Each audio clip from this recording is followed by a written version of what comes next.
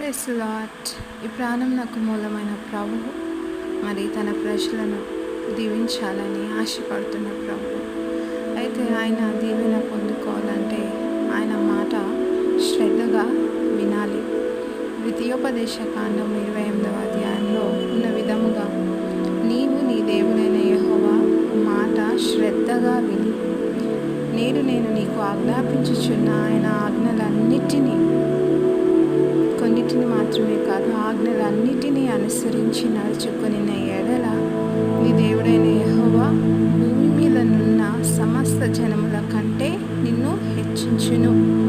నీవు నీ దేవుడైన యెహోవా మాట వినిన ఎడల ఈ దీవెనలన్నీ నీ మీదికి వచ్చి నీకు ప్రాప్తించును.